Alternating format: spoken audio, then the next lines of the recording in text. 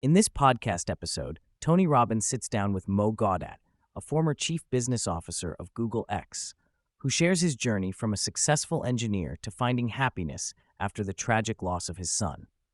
Gawdat begins by sharing his background, growing up in Egypt and pursuing a career in engineering. Despite achieving great success in his professional life, Gawdat found himself deeply unhappy and unfulfilled.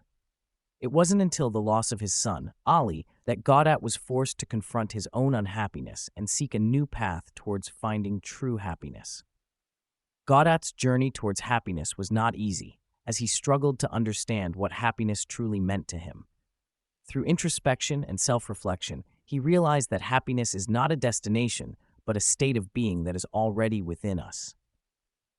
Gawdat introduces the happiness equation as events minus expectations, where unhappiness occurs when an event falls short of our expectations.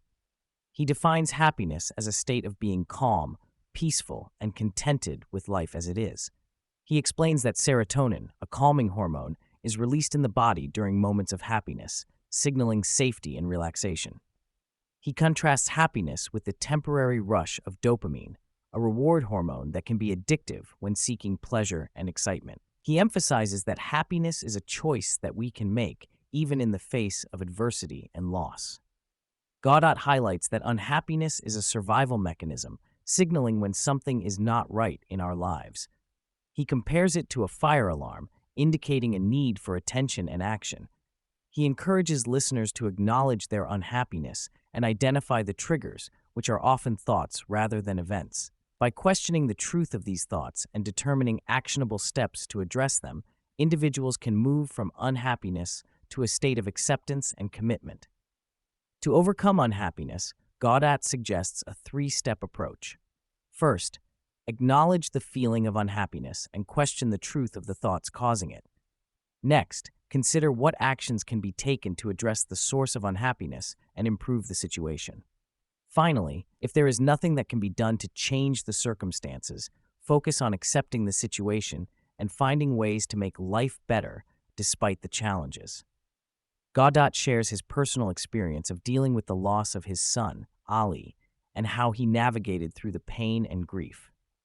He emphasizes the importance of signing a contract with his brain, allowing only useful or joyful thoughts to occupy his mind. By training his brain to focus on gratitude and positive memories of his son, he was able to reduce the time it took to bounce back from unhappiness to happiness.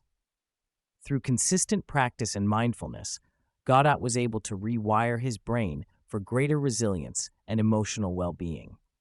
After the loss of his son, Gawdat made a vow to spread happiness to others and honor Ali's memory. He set out to reach 10 million people with his message of happiness through his book and speaking engagements. By focusing on making others happy, he found a sense of purpose and fulfillment that transcended his own personal pain. Gawdat discusses the concept of neuroplasticity, the brain's ability to change and adapt based on experiences and behaviors. He compares training the brain to going to the gym, where consistent practice leads to physical changes. By engaging in positive habits and thoughts, individuals can rewire their brains for happiness and resilience. He emphasizes the importance of daily practices that promote gratitude, acceptance, and joy to cultivate a mindset of happiness. Gawdat also discusses the role of meditation in promoting happiness. He explains that meditation helps in training the brain to focus and control wandering thoughts. By practicing meditation regularly, individuals can develop the ability to calm the mind and reduce negative self-talk. He suggests using meditation as a tool to cultivate a positive mindset and improve overall well-being. In terms of decision-making and problem-solving, Gawdat advises taking a practical approach similar to that of a software engineer.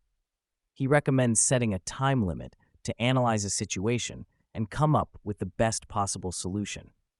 He emphasizes the importance of taking action and making decisions rather than getting stuck in indecision.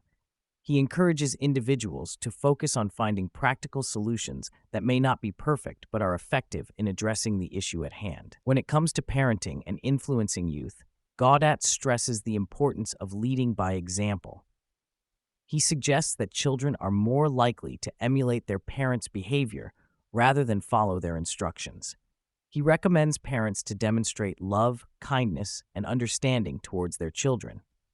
He shares his personal experience of engaging with his children by actively participating in their interests and being present for them during challenging times. Gawdat acknowledges the struggles faced by today's youth, especially with the prevalence of social media and academic pressures.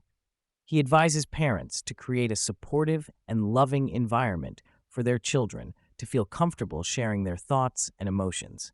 He emphasizes the importance of building trust and open communication with children, allowing them to seek guidance and support when needed. He highlights the significance of being a source of comfort and understanding for children during difficult times.